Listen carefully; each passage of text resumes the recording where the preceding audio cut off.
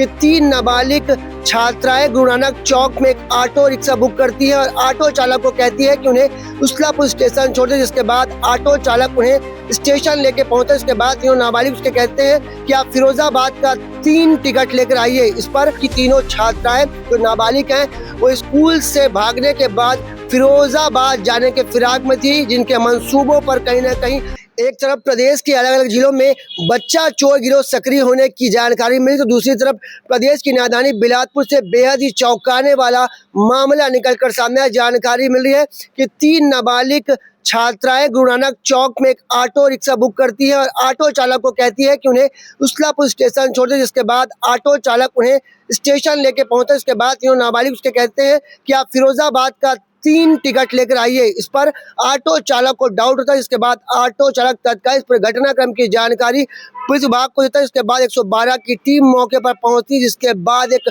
चौंकाने वाला खुलासा निकलकर सामने आता है। जानकारी मिली है कि तीनों छात्राएं जो नाबालिग हैं वो स्कूल से भागने के बाद फिरोजाबाद जाने के फिराक में थी, जिनके मंसूबों पर कहीं ना कहीं ऑटो चालक ने पानी फेर दिया। अब जानकारी मिल रही है कि जो इनका जो 3 जो छात्राएं उनमें से एक का जो पिता है फिरोजाबाद में रहता है। और आपको बता दें, जैसे हमें जानकारी मिली कि इन तीनों छात्राएं ने अपने परिजनों को फिरोजाबाद जाने की जानकारी नहीं दी थी, जिसके बाद पुलिस तत्काल एक्शन में आती है और तीनों नाबालिगों को थाने लाकर पूछताछ करती है। जिसके बाद परिजनों को भी जानकारी देती है। पुलिस की जानकारी मिलने के बाद परिजन जब वहां पहुंचते हैं थाने, तो पता चलता है कि परिजनों को इस बात की जरा से भी भनक नहीं थी।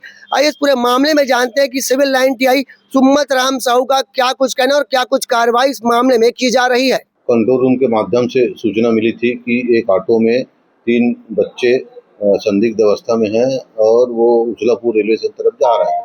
इस पर मैंने तत्काल पेट्रोलिंग पार्टी को भेजा था, जहां उसलापुर रेलवे स्टेशन के पास उनको पकड़े थे और ऑटो चालक और बच्चियों को थाना लाए थे। पूछताछ पर बताया कि तीनों सहेली मिलकर फिरोजाबाद घूमने जा रहे हैं और एक सहेली में से उन्हीं का एक पिताजी है जो फिरोजाबाद में रहता है, ऐसा बताया थे। और उनके जब उनके परिजनों को तलब किए और उनसे पूछताछ किए तो उन्होंने बताया कि ये बिना बताए जा रहे थे, ऐसा इनके परिजनों द्वारा बताया गया। तो उनसे पूछताछ कर उनके तीनों बच्चों को सभी उनके पालकों को सुपुर्द किया गया। ऐसा कोई कारण नहीं था, उसमें से वही बता रहे थे कि उसमें से एक बच्ची थी, उसका एक दूसरा पहला पिताजी है वो फिरोजाबाद में रहता है और इसीलिए वहाँ घूमने जाना ऐसा बता रहे हैं।